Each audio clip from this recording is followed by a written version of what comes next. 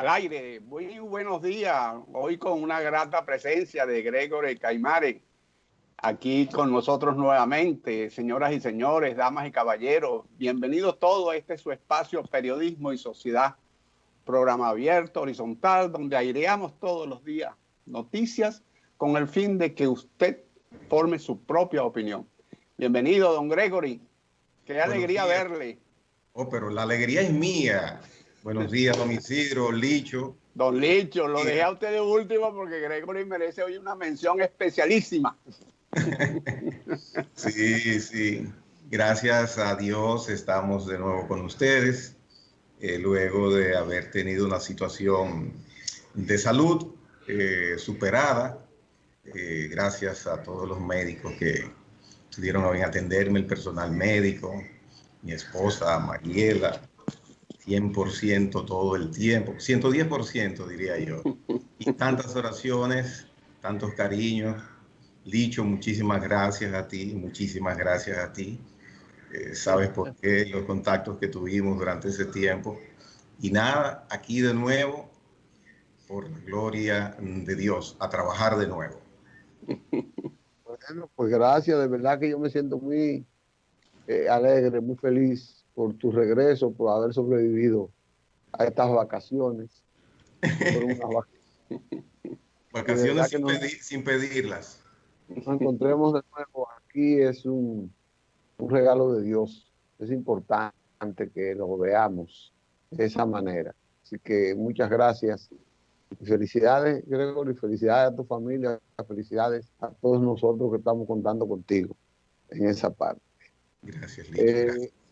Como ustedes decían, teníamos hoy, o tenemos hoy tristes noticias con el fallecimiento de doña Ibelice Prat de Pérez, de otros importantes personajes. Esta semana fue trágica. Yo no quería entrar del principio con eso, pero gracias a ustedes que han querido que lo iniciemos así. El viernes, el sábado en la noche, un accidente en el departamento aeroportuario. Oh, sí. El equipo de comunicación, parte de la seguridad del director, pues evidentemente regresaban de un evento oficial desde Puerto Plata. Tuvieron un accidente catastrófico, lamentable, en el cual perecieron 5 de sus ocupantes en una jipeta, entre ellos el director de comunicación, el director de seguridad cibernética, de cómputos, un seguridad, un camarógrafo, etcétera, etcétera. 5 lamentables pérdidas de personas jóvenes, y entre ellos estaba el director de comunicación, nuestro amigo, hermano José Torres de Sena, un muchacho lleno de vida que auguraba un futuro promisorio, un muchacho que estaba en sus tiempos de progreso ascendente en la carrera periodística. Trabajó durante largo tiempo de su existencia, joven si se quiere, en diversos medios de comunicación, y ahora pues fue asimilado como director del departamento aeroportuario, y que lamentablemente para sus familiares, nuestras condolencias. También falleció un amigo Luchi, un camarógrafo también, amigo de un infarto, jugando softball. Él era el camarógrafo de la Universidad Autónoma de Santo Domingo. Eso fue ayer domingo, y también es dolorosa la pérdida. Y la de doña Ibelice, que desde julio estuvo aquejada, estuvo convaleciente, pero que cada día se le atrasaba más. Además de su edad, ella sufrió un accidente en su hogar que le traumatizó la columna vertebral. Tuvo una caída que le fue pues le fue imposible de recuperarse y sufrió, perdió el conocimiento, estaba en una situación de deterioro cada día y ayer lamentablemente falleció. Si los muchachos tienen alguna foto que nos la puedan conseguir y que la podamos ir mientras vayamos comentando el programa de Ibeliz, que nos la coloquen ahí, Elvin, que es el entusiasta siempre, con buscar esos Y archivos. aprovechamos, Licho, para darle nuestro sentido pésame a don Mario Emilio Pérez, su esposo, su compañero de toda la vida. Así que es una pena la pérdida de doña Belice, verdaderamente que sí. Un estandarte en todos los ámbitos. En la política logró ocupar los lugares, los sitiales más altos, en momentos en que las mujeres no tenían tanta destreza para destacarse en un ámbito tan difícil como es el de la política. Años 60, años 70, presidenta del Partido Revolucionario Dominicano. O sea, no era cualquier cosa llegar a ese puesto en un momento álgido, en momentos que eran mucho más difíciles que los de ahora para desenvolverse en la política dominicana. Y con decoro, doña Ibelice pues supo desempeñar esas funciones de esas personas que tú nunca escuchaste nada negativo en el aspecto moral ni en lo conductual tampoco. Así que doña Ibelice, un gran ejemplo, un gran aporte para la sociedad dominicana en todos los aspectos. Usted sabe que la masonería es una institución de hombres, ¿no? Por tradición. Pero la masonería dominicana el año pasado le hizo un homenaje a doña Ibelice y la designó madre y maestra de los masones dominicanos. Wow. Un reconocimiento que le hizo la gran logia y todas las logias dominicanas. Wow. Le hicieron ese reconocimiento a doña Ibelice por el peso que tiene ella en la moral, en las virtudes, en lo que significa la construcción de una persona que sea socialmente valiosa para la comunidad. Y sobre esa base, la masonería dominicana, que creo que es la única vez que lo ha hecho, no ha reconocido a ninguna dama en sus 161, o sea, 162 años de historia. Para que usted vea el peso moral de doña Ibelice. Doña Ibelice tuvo una vida desde jovencita bastante activa en la política, desde la carrera del magisterio que abrazó por más de 60 años, 70 años quizás, 60 y pico, siendo profesora de la escuela, el Instituto de Señorita Salomé Ureña, allá en Ciudad Nueva, la ciudad colonial. Doña Ibelice tuvo la osadía se le puede decir, a principios del 70, de crear la idea de organizar a los maestros del sector público.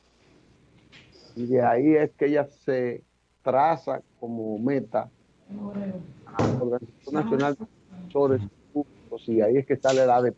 Ella es la fundadora, junto con Enrique de León, de la Asociación Dominicana de Profesores. Involucrada en la política, en el Partido Revolucionario Dominicano, dando clases en la universidad como maestra, logra ser decana de la Facultad de Humanidades, que es el más alto de esa carrera en esa facultad.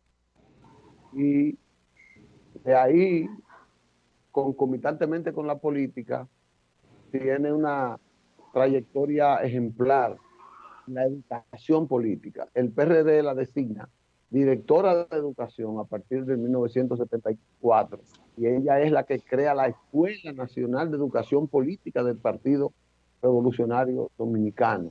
Esa escuela tenía como compromiso todos los organismos del partido, todos los domingos, dedicados a dar clases de política en ese tiempo.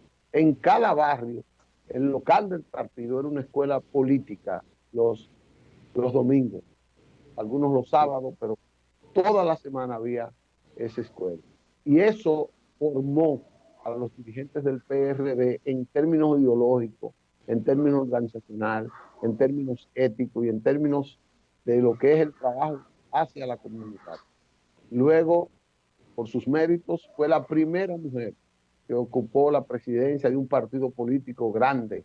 Ella fue la presidenta del Partido Revolucionario Dominicano a principios de la década del 80. Ahí, por asignación, por propuesta del doctor José Francisco Peña Gómez, que en ese tiempo entonces era el secretario general, pero era el líder del partido. Luego fue diputada, fue ministra de Educación en el periodo 82-86, uno de los pocos periodos donde no se hizo una huelga de maestros, siendo ella la ministra, o sea, una comunicación con todo el sector. Después volvió a ser diputada y se dedicó entonces a la tarea de asesoría, de ser la directora de educación del PRD y todo. Y en el 98 fue diputada otra vez, en 1998. Ahí estuvimos juntos. De ahí se dedicó a partir del 2004, por sugerencia del expresidente Hipólito Mejía, a dirigir el Instituto de Formación Política Doctor José Francisco Peña Gómez, que fue creado por Hipólito Mejía a la salida del gobierno como una sugerencia de él, como un compromiso de él de prolongar la educación en la práctica política del doctor Peña Gómez, el pensamiento del doctor Peña Gómez, y no encontró más mejor directora que Ibelice para ese proceso. Hasta ayer ella era la directora académica de ese instituto que ha formado a más de 10.000 jóvenes en maestrías, en diplomados, en diferentes áreas, pero todo en el manejo del Estado, en la educación para el manejo del Estado, desde seguridad social, política de gobierno, formulación de proyectos, maestría en ciencias políticas, etcétera, etcétera. Es decir que doña Ibelice no pierde solo su familia, Mario Emilio, Fran, Milovan, Consuelito, todo ese equipo con quien yo le expreso mis condolencias, pierde el país.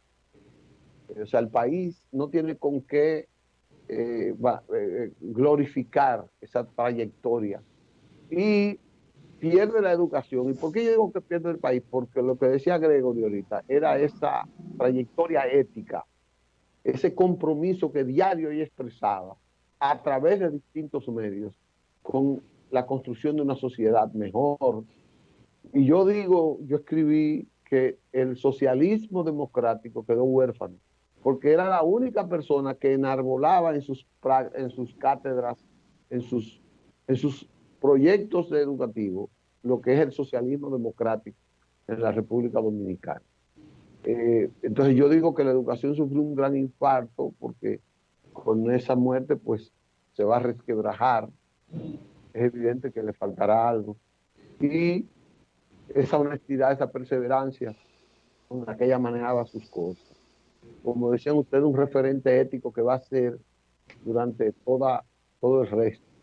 Y sabes que escuchándote, Licho, detallando ese currículum de vida de doña Ibelice Pras de Pérez, tanto como servidora pública, pero sobre todo en el desempeño político, caigo en cuenta, quizás es hasta injusto en mi información y mis conocimientos, no haber caído en cuenta hasta este momento que te escucho a ti, en darme cuenta de que esa hoja de vida política en una mujer, me imagino que debe ser muy difícil de equiparar en la República Dominicana, verdaderamente, con ese detalle minucioso y que tú has expuesto en estos momentos sobre doña Ibelice Pras de Pérez. Verdaderamente una hoja completa de servicio político, y me quedo en esa parte, en la parte política, de una mujer en la República Dominicana.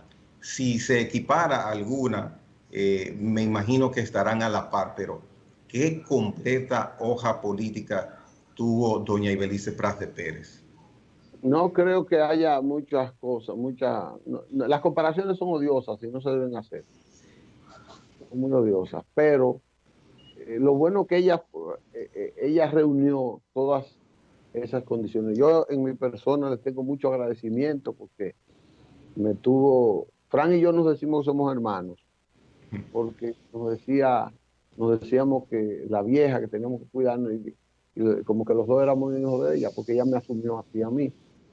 Y me aconsejó mucho, me orientaba mucho, no solo en lo político, sino en lo personal, en lo profesional, etcétera, etcétera. Yo fui maestro por 25 años y tuve bajo su orientación esa parte de la vida. Ella me bautizó frente a Peña Gómez, un día me presentó, Peña Gómez me conocía mucho, pero por resaltarme me dijo, mira, ese es el nombre orquesta, porque Este yo era es, el nombre orquesta. oh, Yo era ministro de Educación, porque yo era directivo de la ADP, directivo de Asociación de Padres Amigos de las Escuelas, directivo comunitario, era dirigente del partido y directivo de muchas cosas, muchas instituciones, y en todo ella le daba seguimiento para eso. Y que pasa sus restos, pasa sus restos, siempre la recordaremos. pasa su alma. Mire, el día de ayer, un día como ayer, 11 de octubre, en la provincia de Duarte, en Pimentel, Luis Calaf Pérez, un gran compositor dominicano. Le voy a decir algunas de las canciones que él compuso. Acuérdate de mí, amor sin esperanza, aunque me cueste la vida. Más de esas canciones ustedes la habrán bailado, ¿verdad? Más de una de esas. Fue un dominicano que ganó muchos premios y fue una gran persona. Igual un día como ayer, pero en 1918, nació Octavito de la Maza Vázquez, que fue el piloto aparentemente que trajo a Galíndez, ¿no? Y que por esos temas, según algunos historiadores, fue asesinado y dio pie a que su hermano se incorporara a un proceso de conspiración que dio al traste con la vida de Trujillo, ¿no?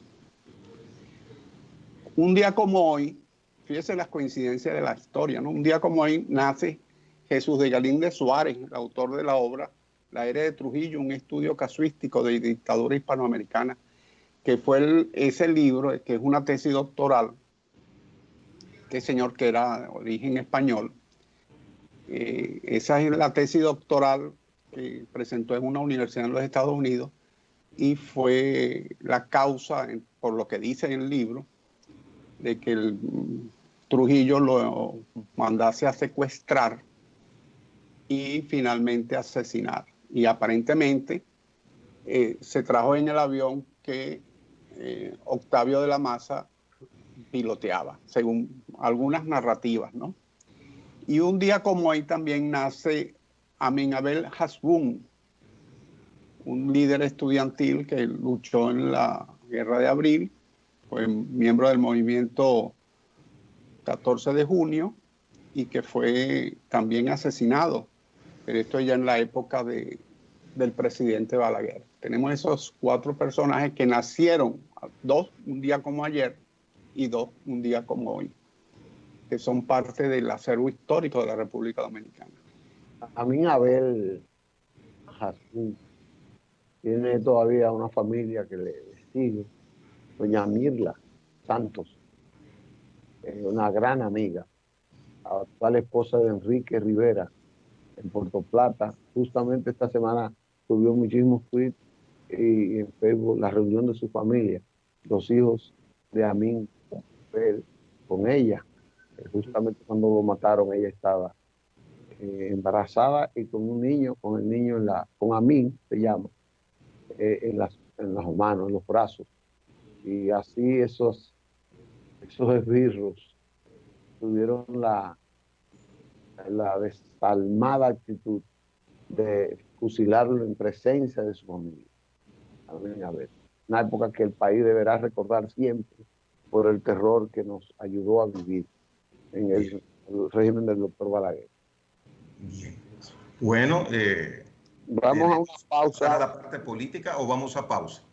Vamos a una pausa y venimos entonces a ver si puede conectarse Siriaco, que me dijo que apenas tenía una parte del tiempo del programa, pero quizás se puede conectar ahí. Ojalá que se pueda conectar.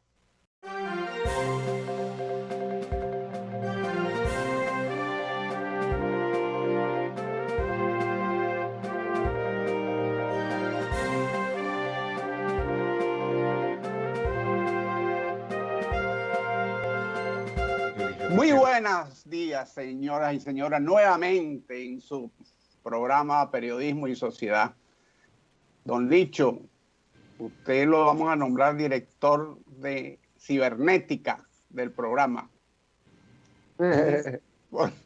Por el eficiente manejo que tiene usted de la cámara. No son eso, un camarógrafo especial. Miren, jóvenes, yo quisiera aprovechar y no dejar de mencionar la designación de la persona que sustituye a Adriano Miguel Tejada como director del Diario Libre. En este caso, Inés Ayspún. Inés Ayspún se convierte en la primera mujer en la República Dominicana que preside la dirección de un periódico no digital, sino un periódico en papel. Y también el digital va a ser ella la directora, o es la directora. Así que es un hito en el aspecto periodístico y en el desarrollo, por supuesto, de la mujer en la República Dominicana, con esta designación al frente de ese importante diario dominicano, Diario Libre, Inés Ayspún. Y el Diario Libre del Metro también. Hay una edición especial del Metro. Ella es nacional española, asumió la nacionalidad dominicana por elección, vino al país en 1987 y se incorporó al periodismo desde su llegada. Ha sido una carrera que ha ido en ascenso y hoy, como dice don Gregory, ha sido reconocida con esa dirección, con ese cargo, lo cual es muy importante. Ha ganado varios premios.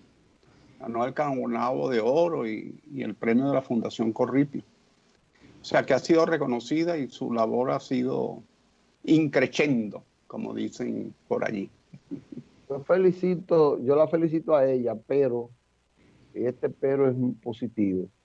A quien yo felicito de verdad es a la carrera periodística, a la carrera de comunicación y al medio.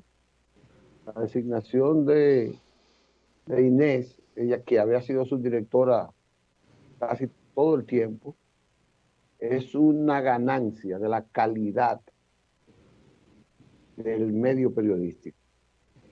Su independencia de criterio, su enfoque crítico frente a la realidad,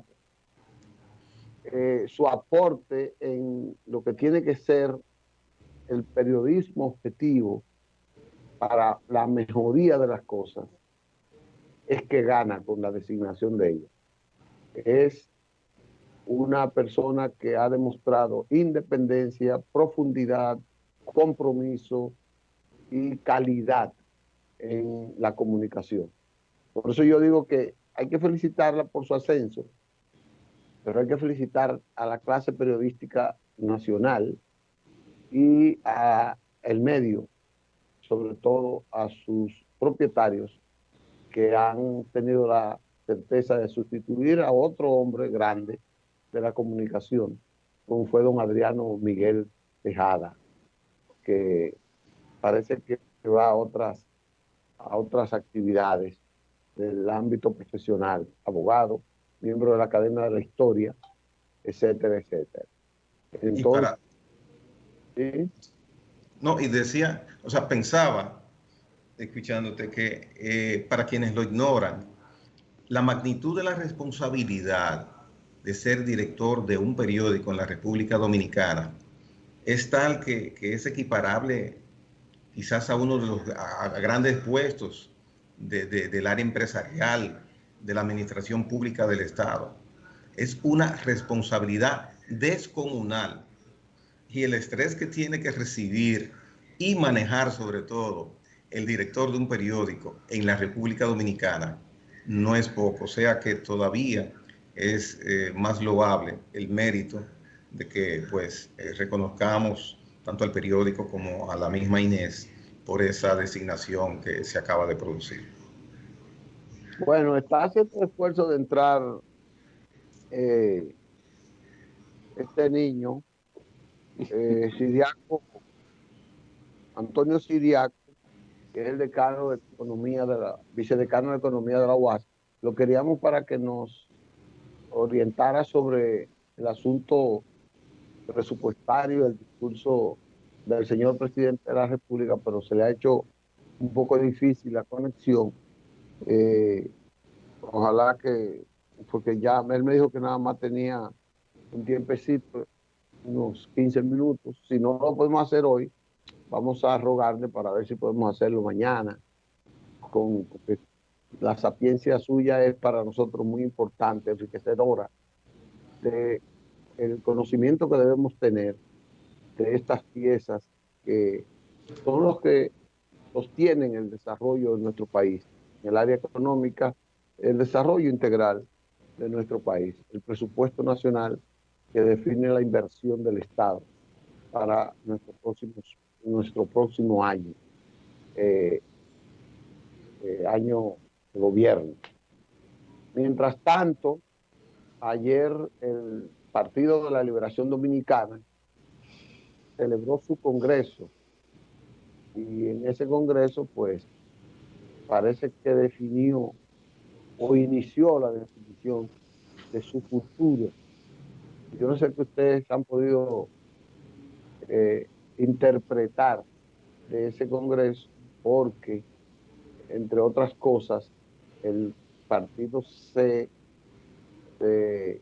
afianzó en la defensa de su gestión durante los últimos 16 años y 20 años de gobierno. Ahí va a haber cambios sustanciales en el mismo y la definición de una política de oposición que me parece que va a ser firme ahora.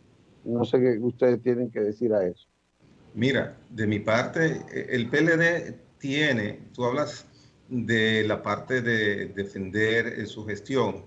Paralelo a eso, yo pondría también que el PLD necesita como partido oxígeno, urgentemente necesita oxigenarse. Y junto a la defensa de la gestión, sobre todo de los 8 años de Danilo Medina, que esta es la parte principal que el PLD le va a tocar y le toca defender en estos momentos, pues está la parte de necesidad de que el PLD busque no desconectarse de lo que queda conectado con la población dominicana. En ese aspecto hemos visto pronunciamientos de Danilo Medina de autocríticas institucionales del partido. Decía él, entre otras cosas, ha dicho entre otras cosas, que ellos en los últimos tiempos no fueron ellos mismos. Se entiende que si hubiesen sido ellos mismos, hubiesen hecho un mejor papel. También habló de que se desconectaron de la juventud. Inentendible, porque tenían todas las herramientas para mantenerse conectados a la juventud siendo gobierno. Ahora, hay una parte que me llama la atención, y es una frase de Danilo Medina en el día de ayer. Voy a atajar a los PLDistas que tengan mala conducta. Pero, señor Medina, eso es correcto, eso está bien. Si tienen mala conducta hay que atajarlos. Pero el no atajar muchos funcionarios, muchas personas que pertenecen al Partido de la Liberación Dominicana en sus conductas, es lo que permitió, facilitó, hizo que la población dominicana les dijera, no, ya ustedes no van a seguir dirigiendo los destinos del país, por no atajar, por ser permisivos. Danilo Medina entusiasmó, enamoró a mucha gente hace 8 años, y parte de su prestigio que tuvo durante su gestión inicial fue esa, la rectitud con la que él planteó que atacaría la corrupción, hasta con indicios, pero sin embargo la práctica lamentablemente no le resultó acorde con el discurso y la población se empoderó, la población dijo no más, y ayer con esa frase, con esa advertencia de atajar las malas conductas, bueno, nunca es tarde si la dicha es buena, pero debió atajarlos antes, debió atajarlos antes. Sí, Bueno, el tema puntual allí en la autocrítica de Danilo Medina, del presidente Medina, es que el PLD no presentó su mejor cara, su mejor versión. Eso todo tiene esa frasecita es un resumen y un gran contenido. El resumen es todo lo que ustedes dijeron.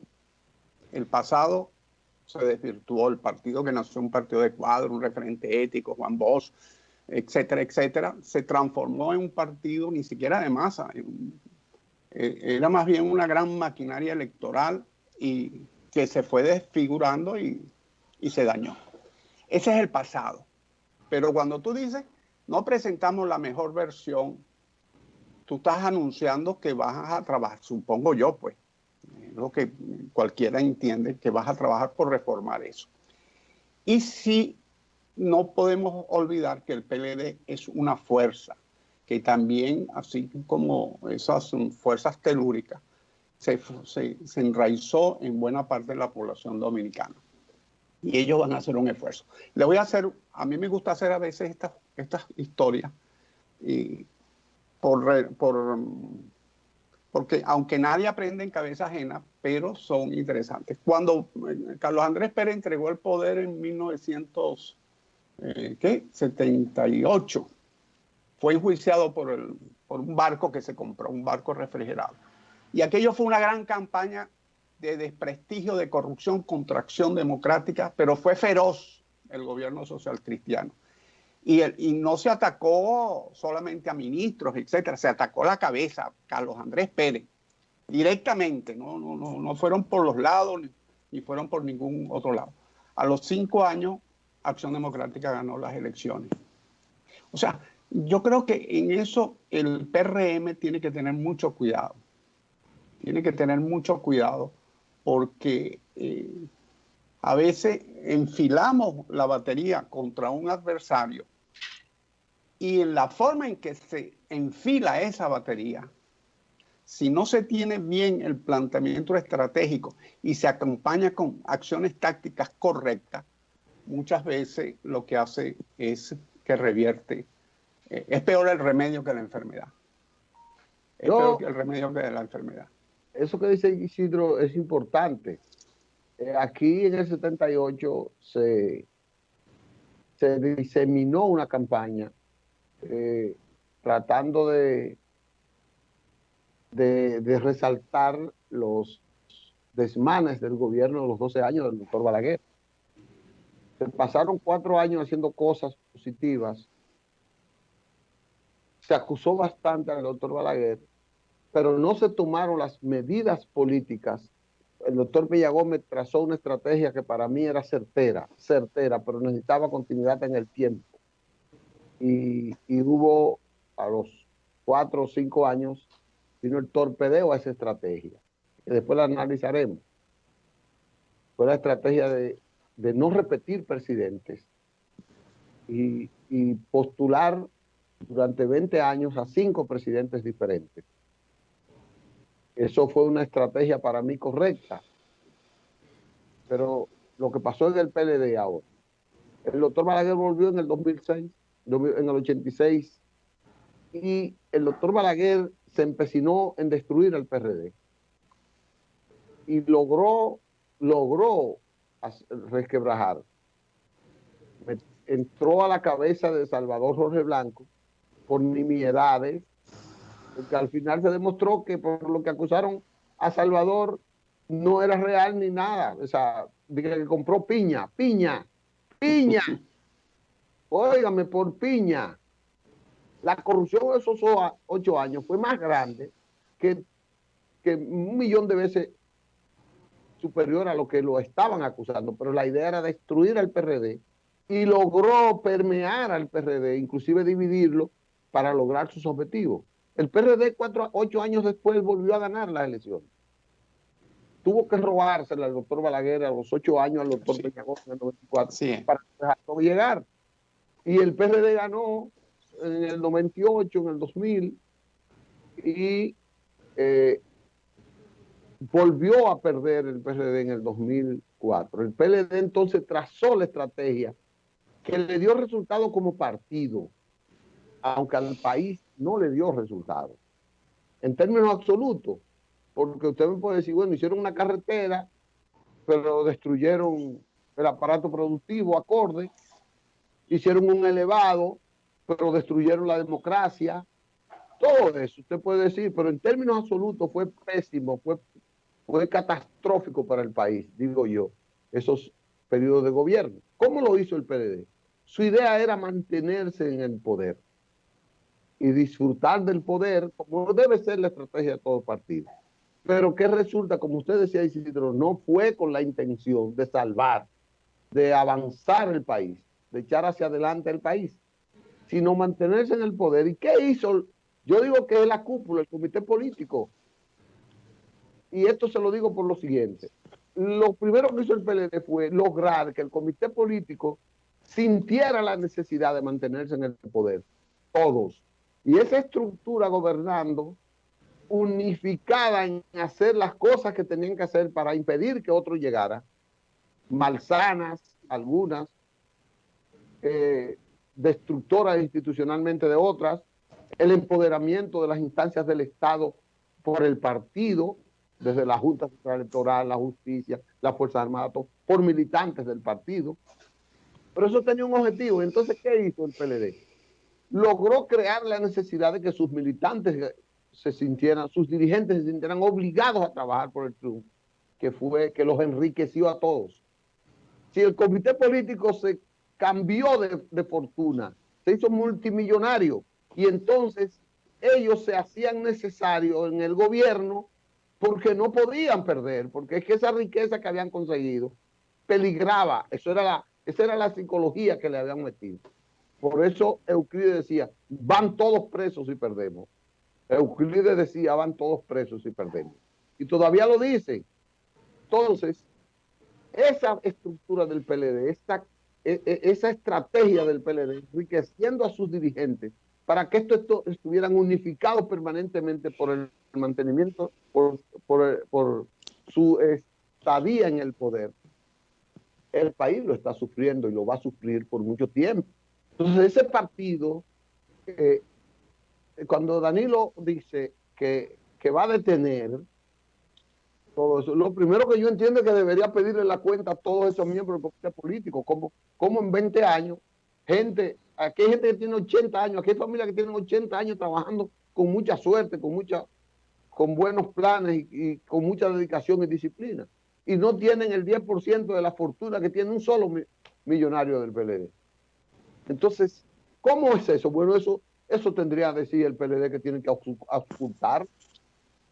Y la base del PLD está pobre. El 99% de los militantes que hacían las victorias están pobres, están en los barrios, están en los campos, están en los municipios, están realmente la mayoría, no voy a decir que todo, pero usted ve un dirigente histórico del PLD en esos pueblos, usted dice, y este pasó por el gobierno 20 años.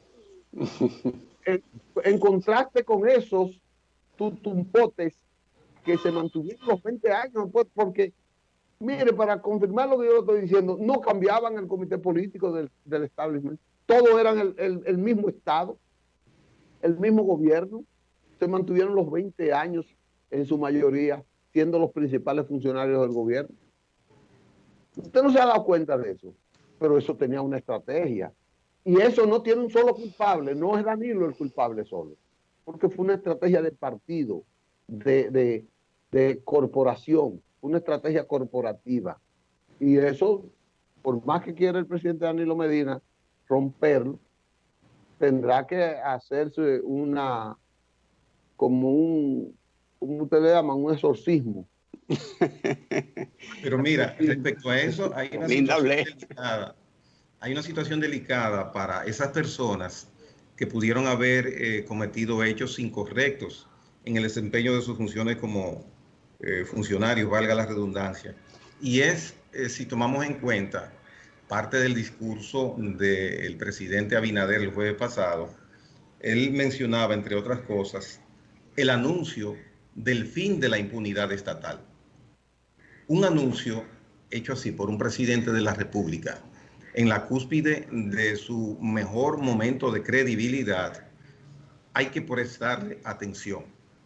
Y me da la impresión, es más, considero que es así, que Luis Abinader no tiene intenciones de variar su posición moral en el ejercicio de sus funciones como presidente, por situaciones políticas que siempre hay que acomodar. Ha sido enérgico, ha sido preciso y ha sido coherente. Entonces, ese anuncio pone en riesgo la estabilidad emocional de muchas personas. De hecho, todavía a 2 meses prácticamente del nuevo gobierno, no se ha instrumentado públicamente ningún expediente. Tú mencionabas lo de las piñas. Lo de las piñas surgió rápidamente, así, vamos a hacer esto con Jorge Blanco. El silencio hasta ahora de la acción pública en contra de funcionarios del pasado gobierno, más que borrón y cuenta nueva posible, es signo de preocupación para las personas que pueden temer algo. De hecho, hay un ministerio público profesional, coherente, con buena imagen, que está trabajando. Y ese anuncio del presidente de la República, pues veremos en qué consiste, estoy seguro, más temprano que tarde. Entonces, pero también el partido actual, con sus funcionarios actuales, debe tener mucha cuenta, porque si no es el presidente que toma medidas, que anuncia correctivos, es la población. La población radicalmente ha despertado en los últimos meses, quizás en los últimos 2 años, y la muestra es que hay un gobierno nuevo. Entonces ya las cosas no serán nunca más como habían sido hasta el 16 de agosto, sin denostar a nadie, porque para eso está la justicia, que debe determinar si alguien ha cometido algún ilícito.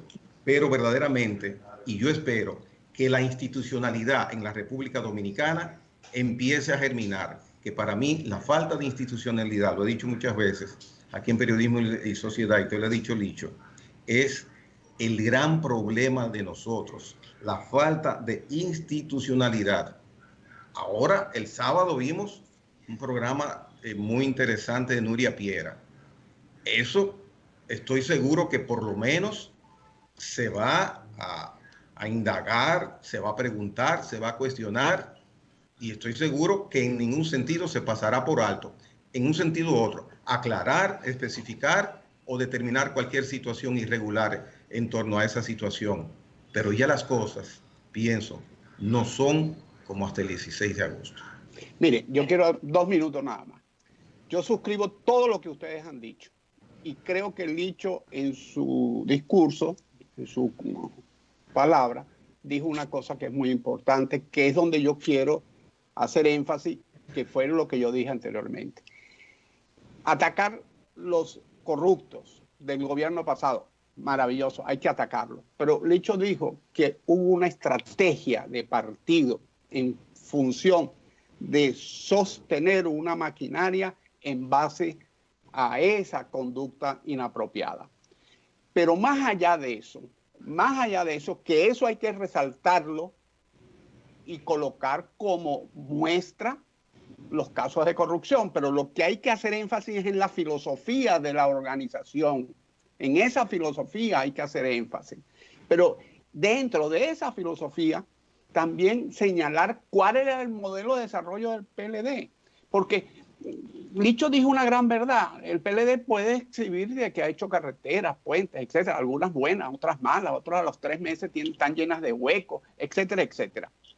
Pero la filosofía de desarrollo y de llevarle calidad de vida al dominicano de forma permanente, de forma estructural, de forma que sea no de pan para hoy, hambre para mañana. Esa filosofía hay que también denunciarla, porque hay que establecer la diferencia entre el PLD y el PRM, en este caso, que es el partido del gobierno. Porque, y vuelvo a Venezuela, en Venezuela llegó un momento que uno se acusaba de corrupción al otro, uno al otro, uno al otro, y al final la gente decía, ADE y COPEI la misma cosa es. ADE y COPEI la misma cosa es, y llegó Chávez. Entonces, no es ya suficientes acusaciones de corrupción tuvieron la gente del PRD, falsas, verdaderas, lo que tú quieras, y bastantes acusaciones de corrupción tuvieron algunos funcionarios de Balaguer, pero el Partido Reformista está disuelto prácticamente, es un símbolo, una cosa, y queda el PLD, y por allí la Fuerza del Pueblo, que está como caimán en boca de río, esperando a ver qué pasa para ver qué amarra. Entonces, el PLD es una fuerza que está allí. Y estratégicamente hay que decirle al país que aparte de que se constituyó como un grupo para favorecer a ese grupo económicamente, también decirle que esa filosofía del PLD no es la filosofía de desarrollo del país. No es la filosofía del desarrollo, que hay una gran diferencia entre la concepción de república, de país, de calidad de vida para el dominicano, entre la gente del PLD y la gente del PRM. Que los bonos luz, bonos gas, etcétera, es pan para hoy, hambre para mañana. Que eso no es calidad de vida realmente, eso es miseria, eso es limosna. Y que la única forma es desarrollando realmente el país, generando riqueza permanente y estable. Diferenciarnos, no quedarnos solamente en el discurso del corrupto, que además se puntualiza en Pedro, en Juan o en Juana, y que a la larga cuando Pedro, Juan y Juana salga del medio político, bien porque los metan presos o porque se marginen, a los 2 o 3 años la gente se olvida de eso y aparece un partido remozado, rejuvenecido y con los errores que puede haber cometido un gobierno en un momento dado, hasta se hace opción electoral. Eso es lo que yo quiero significar. Yo no quiero, al contrario, yo valoro la disposición del gobierno, porque el gobierno tiene un equipo de persecución de la corrupción que es envidiable en cualquier país. O sea, encabezado con doña Milagros en términos de la Comisión de Ética, está, el Carlos Pimentel de Participación Ciudadana, y este Ministerio Público que tiene, encabezado por doña Miriam Germán, ha enseñado vocación que le ha transmitido y por el que votó el país, por una de las cosas por las que votó el país, con el licenciado Luis Abinader a la cabeza, fue esa persecución de la corrupción. Eso no ha variado, ahora. Qué pena encuentro yo que el sistema judicial dominicano no tiene capacidad, no tiene alcance para castigar ni cobrar estos enriquecimientos ilícitos que durante esos años hizo ese equipo.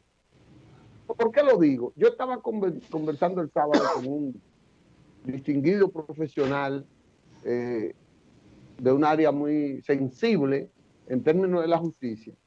Él me decía, mira, la corrupción en los últimos 20 años le ha estimado al Estado y con ello a los programas sociales no menos de 200.000 millones de pesos.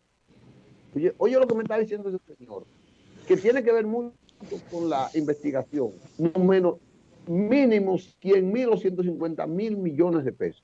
Se despilfarraron, se desviaron. Yo te pregunto, si eso es cierto, y yo no tengo por qué dudarlo, porque fácilmente tú consigues 100 funcionarios, 100 allegados al gobierno del PLD que se hayan robado 1.000 millones cada uno. 100, ya tú tienes 100.000 millones ahí. Y ya tú tienes 400 gente que se han robado 200 millones, 300 millones, y tú fácilmente calculas en que tiene 200.000 millones que se robaron del Estado en los gobiernos del PLD. ¿Cómo el Estado puede recuperar esos 200.000 millones? No tiene alcance la justicia dominicana, porque no existe la ley de dominio que es la que pudiera permitir ese alcance. No lo tiene. Y mucho menos la tradición de aquí es que tú metes preso a dos, incluyendo a un presidente. Tú puedes meter preso a un presidente, pero tú dejas esa recua de ladrones fuera. Ese equipo que fue el que orquestó, que ejecutó, que planificó, lo deja fuera porque... Entonces, todo se va a quedar así. No, yo no he dicho que todo se va a quedar así. No, digo que tú piensas, no que tú desees, sino que tú deduces. Bueno, el reto de este gobierno es demostrarme a mí que eso puede trascender, que eso puede cambiar, que tú no metiendo preso a 3, de que para un ejemplo, para un escarmiento, tú vas a resolver el problema porque tú vas a dejar 300 sueltos disfrutando de la riqueza que se robaron de educación, de salud pública, de vivienda, del desarrollo agropecuario, de la seguridad social, de la seguridad ciudadana. O sea, ese equipo se robó la esperanza del país. Y entonces tú lo vas a dejar fuera. ¿Y cómo tú lo vas a dejar fuera? Bueno, diciendo, no, vamos a meter estos 10 presos. Y viene una justicia que dice, escarmentando 10 presos. 10 nombres sonoros. Y ya, ese es el problema que yo veo. Y por lo que no me voy a sentir satisfecho porque metan ni siquiera uno de los principales. Es más, mira, ojalá que no sea, qué sé yo, no sé cómo será. Pero agarran a la... que no hay capacidad de la justicia. La justicia no tiene capacidad. Ni ese aparato judicial está en disposición de eso. Ese aparato judicial no está en disposición de escarmentar frente a todos. Yo no te he dicho que no meta 10. 20 puede meter. Es verdad que puede meter 20. Pero yo te estoy hablando de 200.000 millones de pesos en 20 años. Yo estoy hablando de una camada de funcionarios y allegados al PLD. Recuerda que la justicia hay que instrumentarle expedientes desde el Ministerio Público que va, como quiera que sea, con una voluntad política. O sea, todo empieza, y ahí estoy de acuerdo contigo en lo que tú dices. La duda que tú tienes de si el gobierno podrá hacerlo. El gobierno tiene que instrumentar, motivar eso. Tiene que haber una voluntad política y una decisión. Y Abinader ha demostrado hasta ahora voluntad política, decisión y compromiso en ese aspecto. Pero, sí, pero Abinader no es el Poder Judicial, lo que dice el dicho, que Abinader no es el Poder Judicial. Dice que nos despidamos. Yo creo que es hora de que nos vayamos despidiendo. Lo que usted dice, don Licho, yo lo comparto igualmente. Por eso insisto en que más allá de denunciar esto, que hay que hacerlo, es también de diferenciar los partidos políticos, que eso es sano para el país. Bueno, nos dice que nos despidamos ya, don Gregory, bienvenido nuevamente. Qué placer verle aquí. Y nos veremos mañana. Con el favor de Dios. Solo a Siriaco. Siriaco no pudo, pero vendrá después. Bien. Gracias.